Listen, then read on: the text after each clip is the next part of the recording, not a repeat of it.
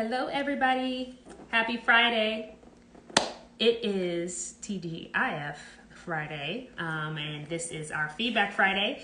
This is the time where we usually pause at the end of the week to really lean in and think about what we can learn from the beauty and the gift that is feedback.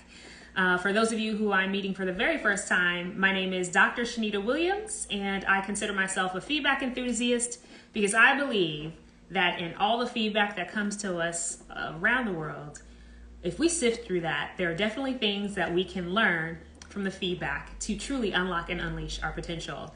So this week has been, quite honestly, a long week, but I was excited to just check in with you guys really briefly and share a nugget that hopefully you find a little bit of value in that you can incorporate into your personal, professional, academic, spiritual life.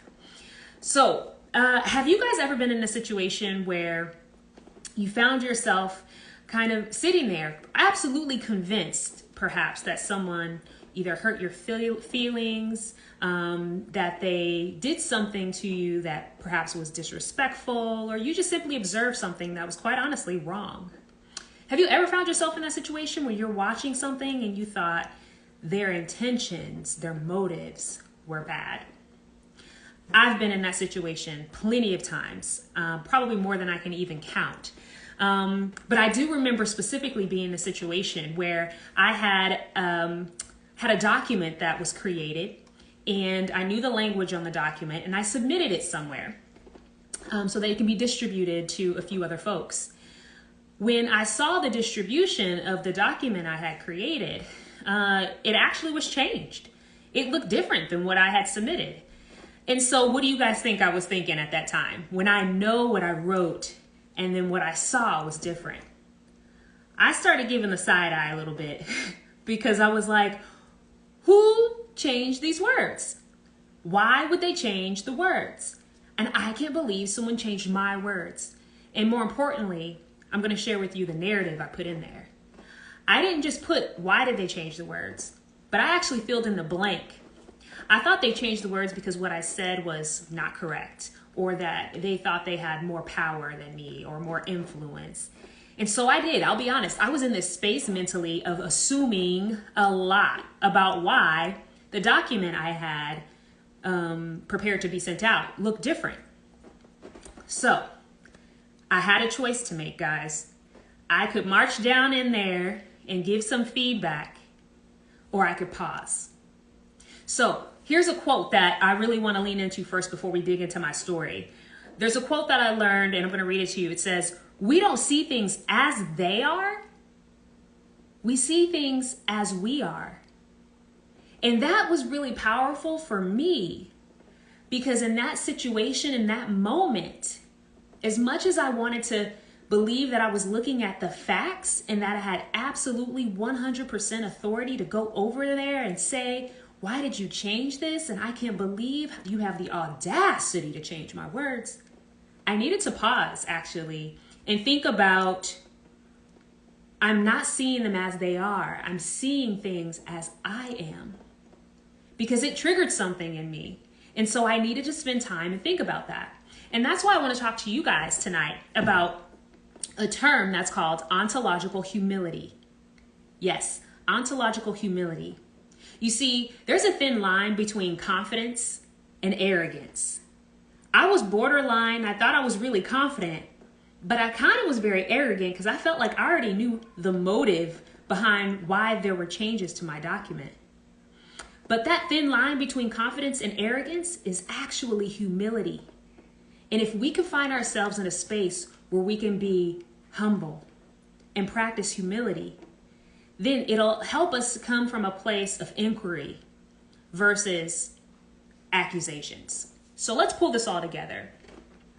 Ontological humility is the belief that no one person has absolute claim on the truth. It's the understanding that there's actually multiple versions of the truth and that there are other perspectives that should be explored.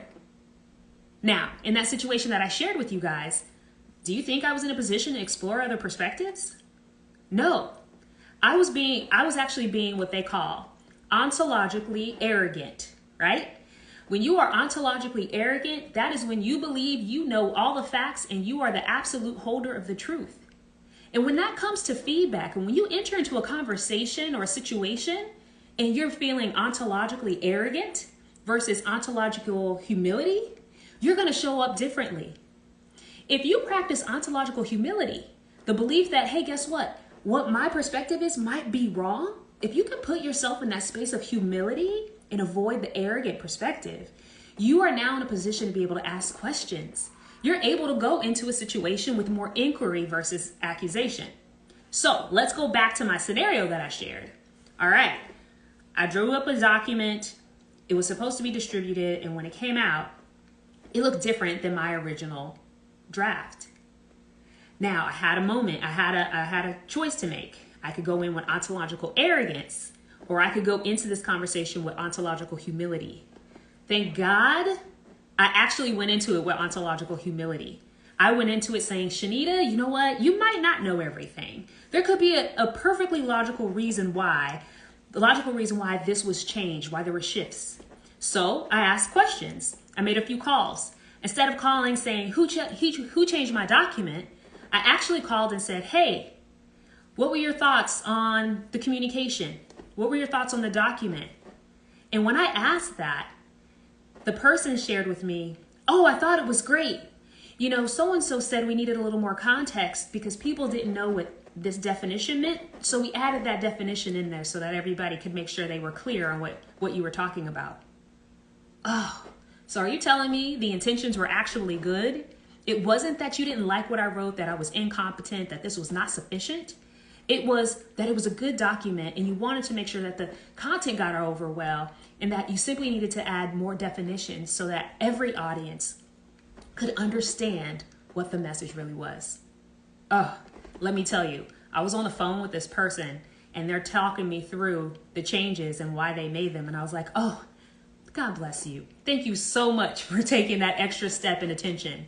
The person told me, and I knew you were busy, so I just went ahead and submitted it.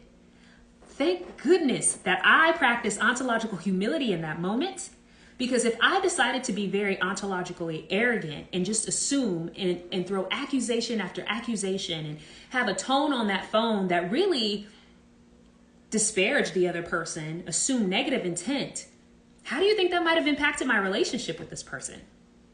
That's why when it comes to feedback, it's so important for us to pause and keep in mind that we don't see things as they are. We see things as we are.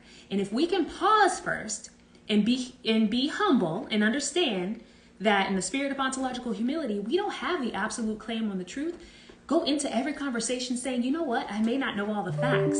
It actually puts you in a really great space to understand and ask the right questions so that you have full context of the entire situation.